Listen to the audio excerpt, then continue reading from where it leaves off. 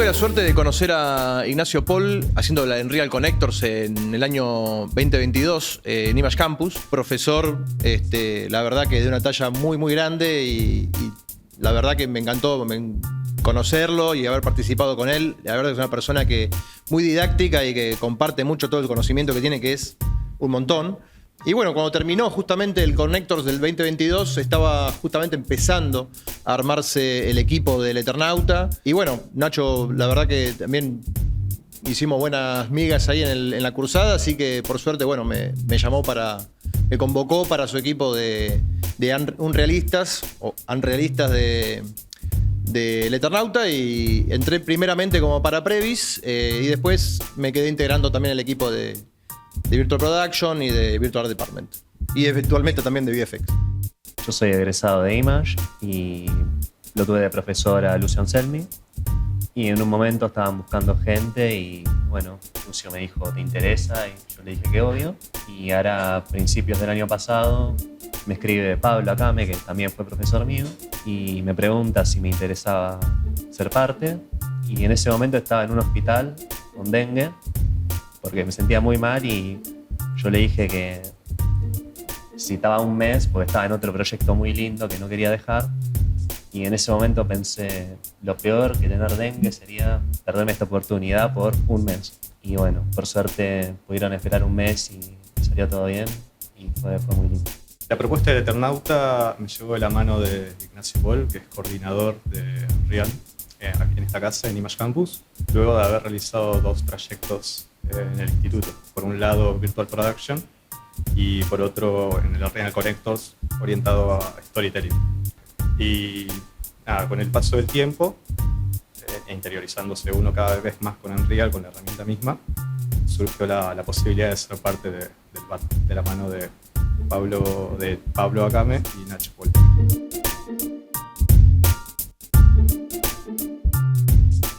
Bueno, en el Eternauta tuve primeramente en Previs, que es bueno, un blocking que se hace antes de grabar los planos reales. Se hace un blocking en Unreal junto al director y se preparan todos los planos. Luego integré la parte más de Virtual Production y de Virtual Art Department, específicamente haciendo un Virtual Set Dressing, agregando bloques que hacía el equipo de modelado, vistiendo justamente todas estas escenografías virtuales que después se usaban tanto en las pantallas de LED como también más en la etapa de postproducción, generar esos fondos para situaciones en donde no se grabaron con pantallas y Virtual Production, sino que fue más como una postproducción más tradicional, en donde se usaron pantallas de croma, y bueno, tuvimos que reemplazar esos fondos, por supuesto, verdes o azules, con estos fondos de Unreal. Entonces yo estuve justamente desde el principio hasta el final, pasando por todas estas etapas: Previs, Virtual Art Department, Virtual Production y postproducción. Después incluso también llegué a componer esos mismos planos que yo llegaba a renderizar de Unreal,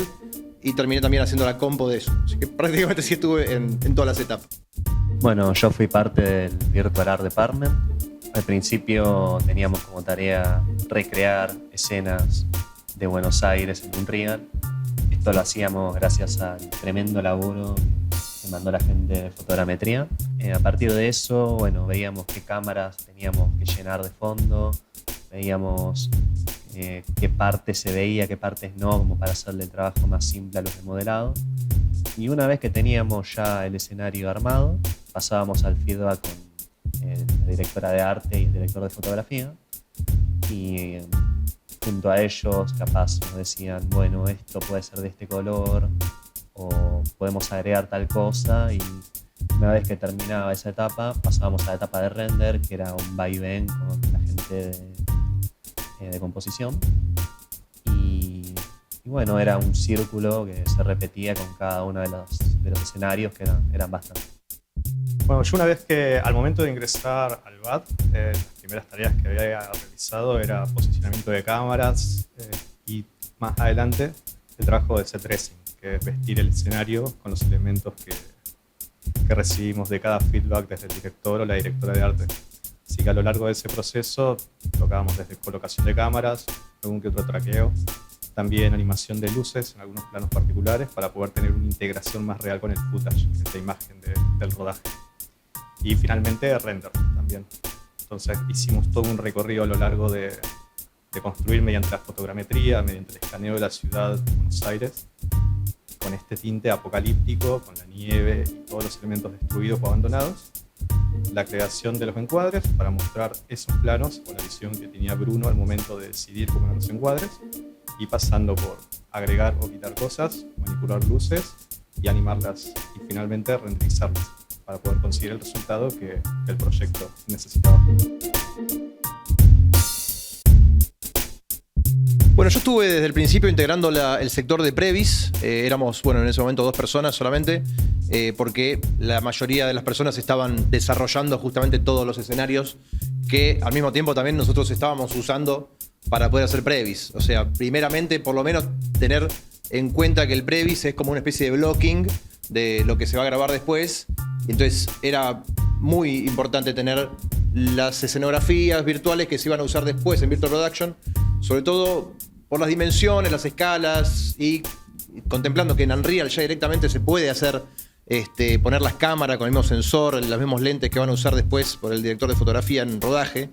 Directamente ya se puede hacer un previs muy consistente con respecto a lo que va a pasar después, en cuanto a tamaño de encuadre y la relación de esos encuadres con la escenografía virtual y, por supuesto, con los actores que, en nuestro caso, usando Unreal, usamos MetaHumans para poder animarlos, y algunas animaciones hechas con mockup, tanto o como la mayoría de veces algunas de librería, como más que nada porque son por ahí planos o escenas de personajes que simplemente se desplazan de un lado a otro y bueno, y cómo se acompaña con la cámara.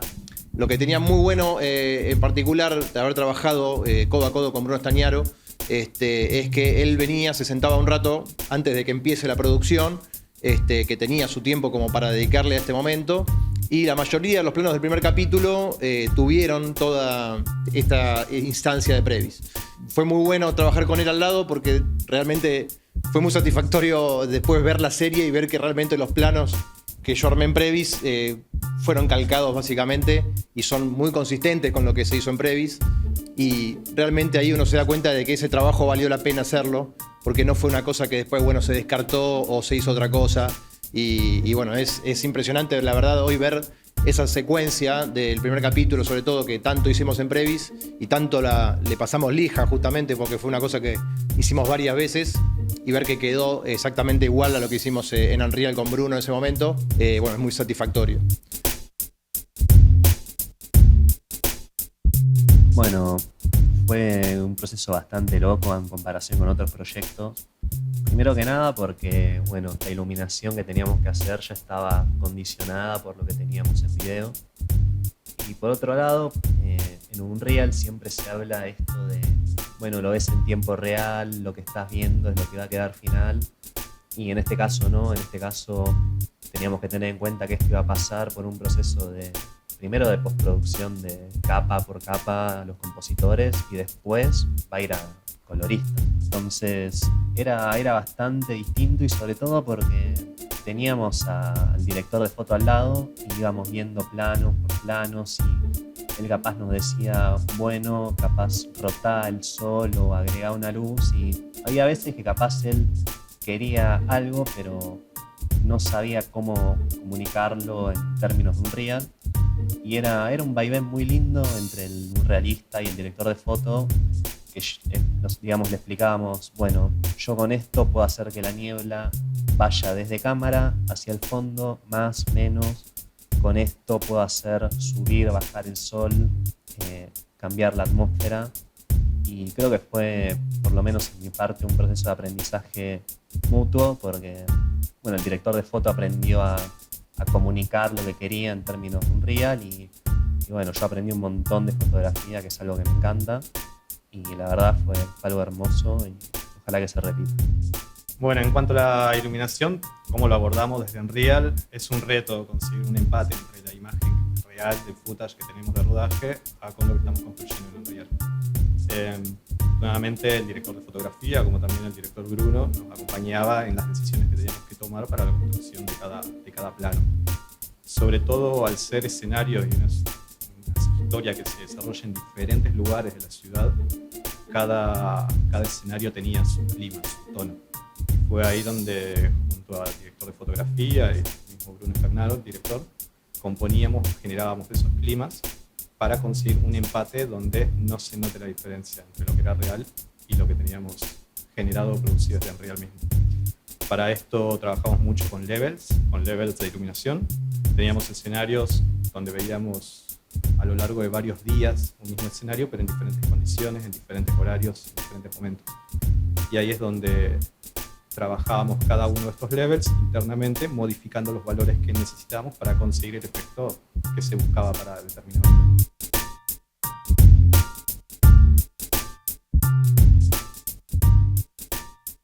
Bueno, en el proceso de VFX, específicamente en la postproducción, ya una vez que tenemos los planos terminados y editados y después de que haya un editor de VFX que elige los planos y eventualmente nos terminan llegando, aparece justamente ahí el momento de reemplazar los famosos fondos que fueron grabados en un croma por fondos de Unreal.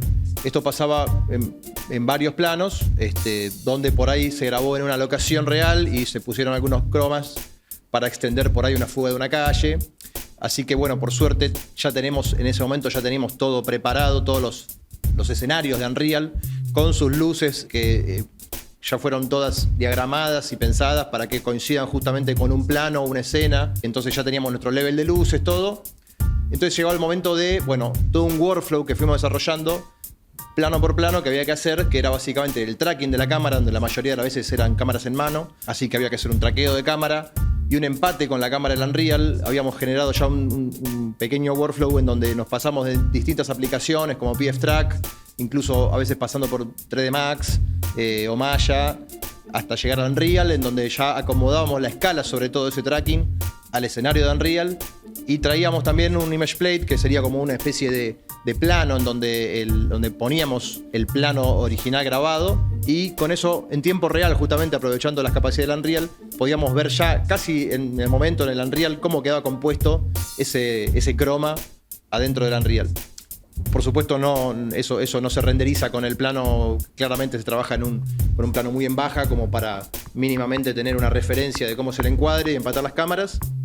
Y eso, bueno, pasa a una instancia de render, que también se pasan varios planos, varios pases de render para la composición, y en composición se termina de componer tanto el render de Unreal con lo que se grabó en el footage del live action de lo que se grabó en rodaje. Bueno, en ocasiones también pudo haber pasado situaciones en donde el director, aunque se haya grabado en Virtual Production y que haya una pantalla de LED con el fondo de Unreal ya grabado en el rodaje, el director por ahí en algún momento quiso cambiar algo de lo que está ya grabado y bueno, no queda otra más que rotoscopiar todo y volver a hacerlo todo de vuelta. Pero básicamente el trabajo es, bueno, una vez que es lo mismo, pero no tenemos croma. Básicamente ahí atrás hay píxeles que cambian de color y que se mueven y bueno, hay que rotoscopiar los personajes para componerlos como si hubieran sido grabados en un croma, con un fondo similar o el mismo por ahí, porque por suerte tenemos también las cámaras que se grabaron en el momento y bueno, por ahí hay que cambiar un asset, alguna cosa de arte, y eso se puede volver a renderizar y cambiar eso que se grabó con pantallas de LED.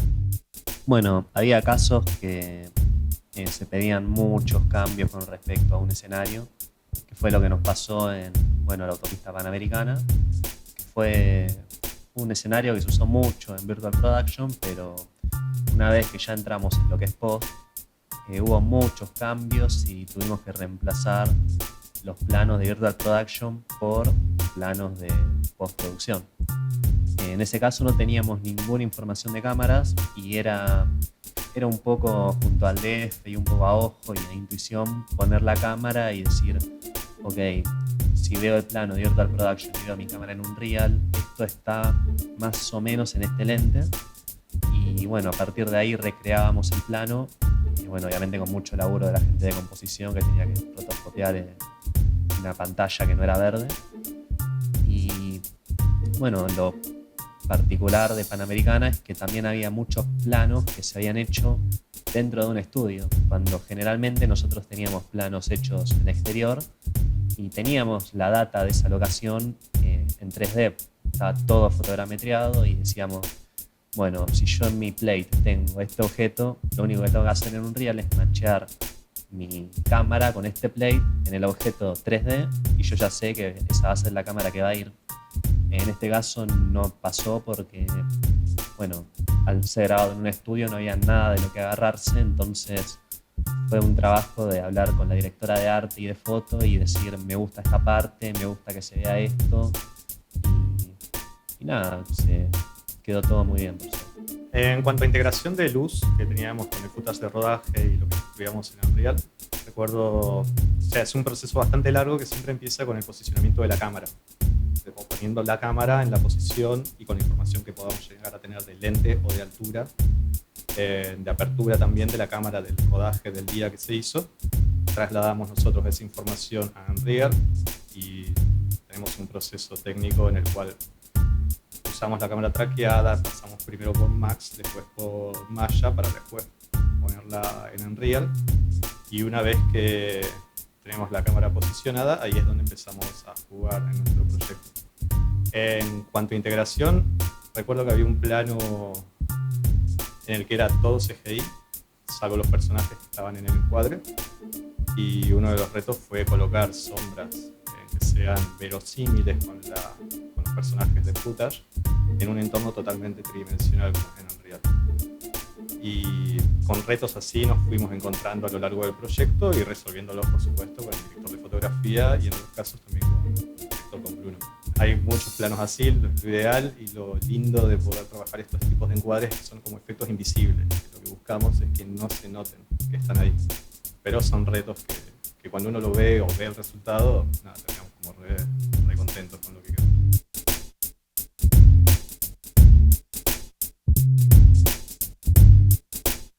Bueno, Unreal tiene la capacidad de exportar frames en XR en 4K casi en tiempo real. A medida que le vamos agregando más motion blur, eso va empezando a costar un poco más de segundos de render, pero la verdad que hizo que podamos hacer casi todos los renders sin recurrir a una granja de render y que podamos hacer todo en computadoras casi hogareñas.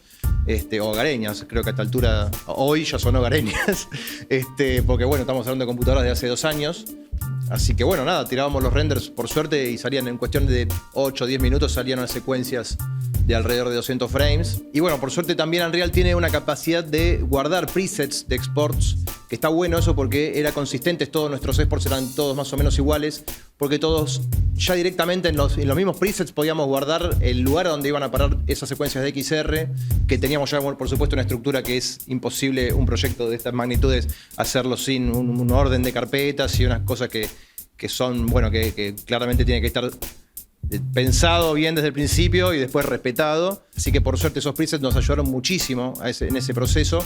Y esos mismos presets también nos marcaban ahí mismo todos esos pases de render que teníamos que ir sacando. Por ejemplo, Cryptomate, para que después en composición puedan seleccionar algunas cosas para poder poner más atrás o más adelante de algunas cosas. Y aparte, una cosa que se pedía casi siempre aparte del render, nosotros como casi siempre pueden ver en los planos que son CG, está nevando, porque son esos famosos exteriores, y esas nieves se renderizaron siempre aparte, como para que haya un control más sobre eso en el momento de composición.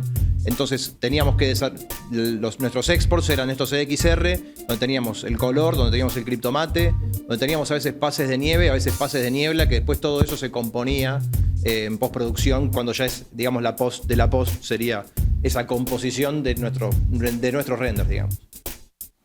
También muchas veces pasaba que cambiaba algo en un plano y afectaba a otros planos y había que volver a sacar el render y, por ejemplo, si se cambiaba un edificio de lugar o se agregaba algún objeto grande, cambiaba la iluminación global por cómo funciona Lumen y al momento no te das cuenta, pero el compositor compara el anterior con el viejo y dice, tengo un leve cambio de luz acá, y es hablar con el compositor y decir, te lo ajusto en Unreal, él dice, no, quédate tranqui, que haga una máscara y lo ajusto en post.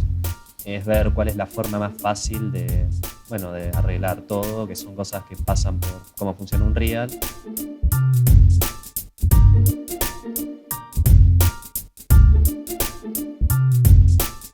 Unreal, así como tiene muchos beneficios, también tiene algunas complicaciones a la hora de renderizar, por ejemplo, un par de cosas que pueden complicar el momento de los renders, sobre todo cuando estamos tirando renders en 4K y con un overscan para que tengamos todavía más píxeles, por si en composición se necesita achicar un poco el frame o hacer un pequeño cámara en mano y tener algunos píxeles por los costados. Entonces, al exportar estos frames tan grandes, esta cantidad de píxeles, tratar de exportarlo lo más rápido que podamos, muchas veces en algunos frames aparecían algunos errores, algunos glitches, que era más fácil por ahí corregirlos en compo que volver a tirar todo el render o tratar de tirar ese frame solo y que ese frame sea consistente, la luz del lumen que calcule exactamente igual que los frames que habían salido bien. Entonces muchas veces era más rápido pedirle por favor al compositor que se fije que en el frame 78 hay justo ahí en una ventana, hay un brillo que titila, que se apareció por un frame o en el otro frame también. Y casi siempre es más fácil clonar un poquito de otro frame y tratar de corregirlo en compo. Esas son cosas que por ahí en renders, digamos, de V-Ray o de Maya o de otras plataformas más tradicionales, si se quiere, por ahí son un poco más consistentes, pero bueno, también con el precio de que tarda muchísimo más el render. O que tenés que recurrir a una granja de render para poder llegar a la cantidad de renders por día que sacábamos nosotros, que era bastante grande. Entonces, bueno, eso por un lado, y por el otro, esa capacidad que tienen esas plataformas como Maya o como Max o como Blender, de poder sacar pases muy concisos, como de reflejo, de sombras, o Made Shadows, o canales de alfa, cosas que el Unreal, para todo lo que es render, bueno, tiene su suite y tiene sus opciones, pero no es claramente un software pensado tanto como para ese pipeline de postproducción y composición. Por lo menos en el 5.3, que en el que estábamos usando nosotros, a medida que posiblemente estos meses haya evolucionado bastante ese pedazo, ¿no?, del Unreal. Bueno, la principal diferencia es que, a diferencia de otros motores de render, en Unreal no podés componer la imagen a partir del Beauty. Es una de las grandes falencias que tiene Unreal. Y yo creo que la mayor diferencia también es cómo funciona Unreal, porque hay que pensar que es un motor de videojuegos y está diseñado para mostrar lo que está en cámara. Entonces muchas veces pasaba que había sombras que saltaban de la nada o capaz una luz que cambiaba justo cuando entraba en cuadro, y eso en realidad es porque, bueno, como dije antes, porque entra en cámara y recién ahí se activa. Y muchas veces la solución era sacar frames negativos, agarrar la cámara, ir a ese lugar, cosa de que lo que sea que tenga que cargar se cargaba, y después borrarlo. Era la única forma de solucionar esos problemas, y creo que capaz en otros motores de render se buscaría una solución más desde el lado técnico. Bueno, acá es algo totalmente manual, es agarrar la cámara y decirle cárgame esto y listo. También hay que reconocer que al Unreal lo explotábamos, o sea, es verdad que fallaba, pero porque le dábamos con todo lo que había, lo molíamos a palo. Creo que eso sería una forma más o menos coloquial de decirlo.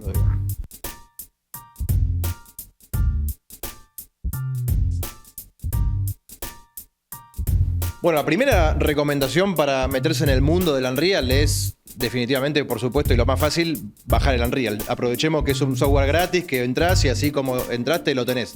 Tenés que tener, por supuesto, un hardware adecuado para correrlo, pero bueno, es eso, y ya estás ahí adentro. La segunda recomendación es, bueno, por supuesto, instruirse. Si los tutoriales de YouTube no son lo tuyo y no aguantaste más a la gente que está ahí adentro, bueno, Image Campus definitivamente es la institución en Argentina, incluso en Latinoamérica, como para aprender este software y bueno, y otros software más de VFX, pero específicamente Unreal. Mi recomendación personal es que hagan el Unreal Connector siempre que vean que esté, o sea, si se meten en la página de Image Campus y dice Unreal Connector y arranca en abril o arranca en mayo o arranca cualquier mes, anótense en algún lado, no se lo pierdan, porque eso es una experiencia que es definitivamente buena, y eso es algo que yo hice personalmente y la verdad que lo recomiendo. Simplemente lo recomiendo al que pueda meterse ahí adentro, porque no solo es aprender un software, es otra cosa, es una experiencia que se va a compartir con un montón de gente que está en la misma que vos y que vas a conocer gente. Es muy importante, si te vas a meter en Image Campus, que aproveches para contactarte con las personas que tenés alrededor, más allá de los que tenés enfrente, que son grosos, seguro, porque están ahí adelante porque son grosos. La gente que tenés alrededor, es muy importante que se arme como una especie de comisión del Unreal, de sector, como para charlar sobre eso, porque muchas veces me pasó cursar, de hecho en Image Campus cursé también VFX y cursé, bueno, Unreal Connectors. Y en los mismos cursos habían 2 o 3 personas con las que nadie interactuaba, o personas como que así como venían se iban, o personas que no entregaban o no participaban. Y bueno, y así como pasaron, se fueron y no supe más nada de ellos. Y otras personas con las que todavía sigo charlando y nos encontramos a ver un festival de cortos o cosas y estamos involucrados en el sector. Así que es muy importante participar, no solamente anotarse y venir y, bueno, y entregar meramente el trabajo práctico, sino estar presente, digamos. Yo le diría que se anime. Yo sé que puede parecer bastante intimidante el programa al principio, pero una vez que ya estás adentro es todo disfrute, porque a diferencia de otros motores de render, vos en Unreal podés decir qué pasa si cambio el lente, qué pasa si esta luz la vuelvo más cálida, más fría, y lo ves en tiempo real y de repente no tenés que esperar para experimentar, no tenés que esperar para probar ideas y realmente se disfruta muchísimo. Hay veces que capaz estoy trabajando y de la nada digo, uy, ya es la hora, pasaron 8 horas, y se vuelve algo muy, muy disfrutable. Y no es lo mismo estar probando, decir, ok, voy a cambiar la fog, voy a cambiar esto, a estar esperando un render, mirando la pantalla, haciendo nada. En ese sentido, la interactividad de Unreal es muy, muy linda. Una vez que pasen al tiempo real, no van a querer volver al render para nada. Y obviamente, Image Campus. Yo soy egresado de Image y doy fe que la gente que trabaja acá es gente muy buena, porque primero fueron profesores míos, después fueron colegas y ahora son amigos.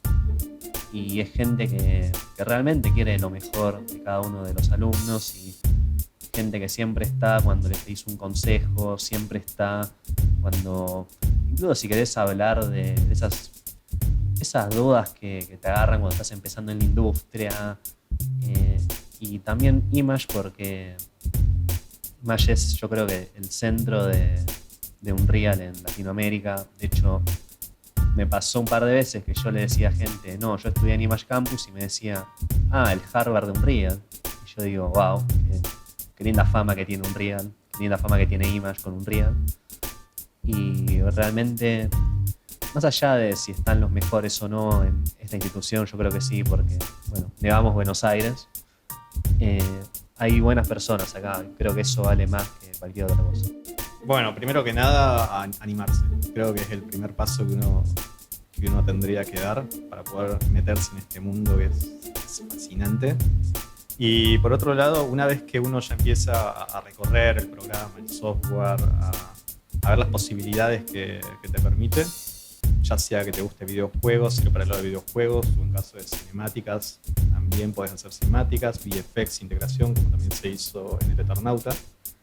Es un programa que inicialmente capaz pueda parecer un poco intimidante, pero con una buena formación, un buen acompañamiento y enfocándonos en el resultado o la especialidad que nosotros buscamos, como en nuestro caso que es Virtual Production también, creo que es un programa que tiene el potencial para poder desenvolvernos y desarrollar proyectos como fue este caso del Eternauta.